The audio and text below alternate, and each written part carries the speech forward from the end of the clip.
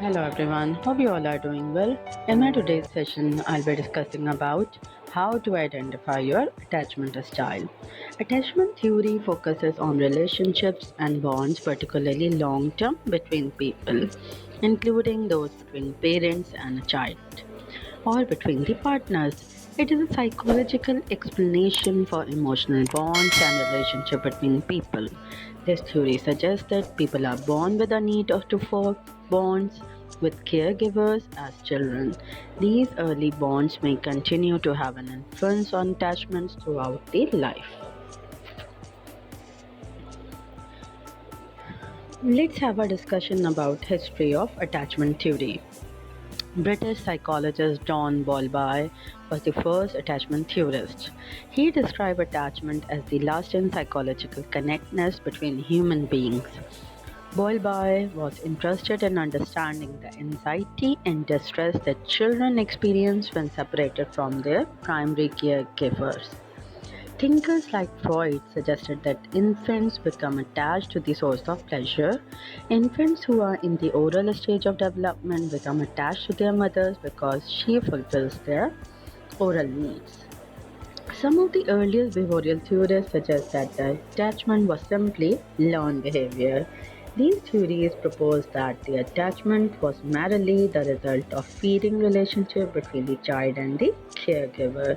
Because the caregiver feeds the child and provides nutrition, the child becomes attached to that person. Attachment is an emotional bond with another person. Bowlby believes that the earliest bonds formed by the children with their caregivers have tremendous effect that continues throughout life. He suggested that he suggested that attachment also serves to keep the infant close to the mothers, thus providing child's chances of survival. While the behavioral theorists of attachment suggested that the attachment was a learned behavior, Bowlby and the others proposed that children were born with an innate drive to form attachments with the caregivers. Throughout history, children who maintain proximity on an attachment figure were more likely to receive comfort and protection and therefore more likely to serve to adulthood. Let's have a discussion about stages of attachment. The first stage is pre-attachment stage. From birth to 3 months, infants do not show any particular attachment to a specific caregiver. The infant signals such as crying, fussing, naturally attract the attention of caregiver, and the baby's positive responses encourage the caregiver to remain close. Indiscriminate attachment between 6 weeks to age 7 months. Infants begin to show preferences for primary and secondary caregivers. Infants develop trust that the caregiver will respond while they accept care from others. Infants start distinguishing between the familiar and unfamiliar family members, responding more positively to the primary caregiver.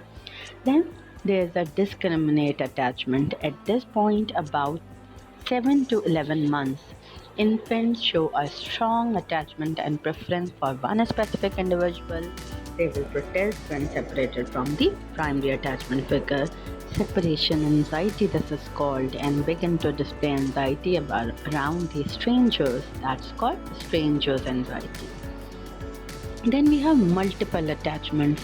After approximately 9 months of age, children begin to form strong emotional bonds with other caregivers beyond the primary attachment figure. This often includes second parent, older sibling, grandparent, uncle and aunt, and anyone who is present around the child. Then there are certain factors that influence the attachment. While this process may seem, let's have a discussion about factors that influence attachment. While this process may seem straightforward, there are factors that can influence how and when attachment develops. Opportunity for attachment, quality caregiving, multiple attachments, ambivalent attachments, avoidant attachments, and in the end, last but not the least, I'll be discussing about disorganized attachment and secure attachment. Let's have a discussion about opportunity for attachment.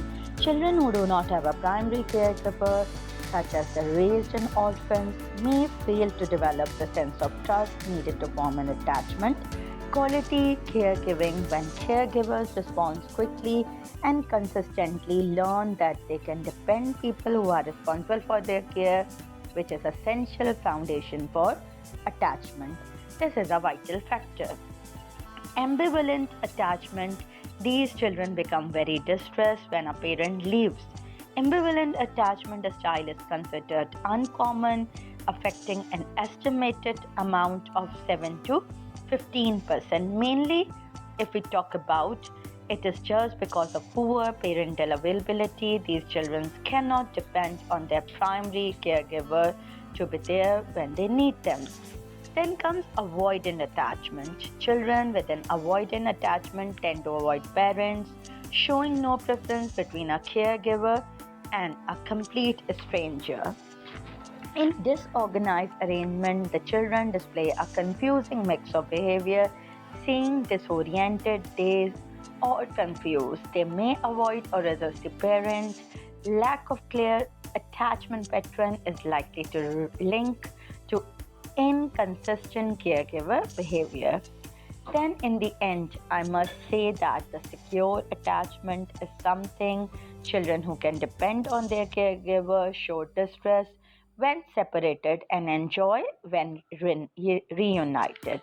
Today, researchers recognize that the early relationships children have with their caregivers play a vital role in healthy development. Such bonds can also have an influence on our relationships in adulthood. Understanding your attachment style may help you to look forward to become more secure in your relationship. That is all from my side. Thank you so much. Have a good day. Allah Hafiz.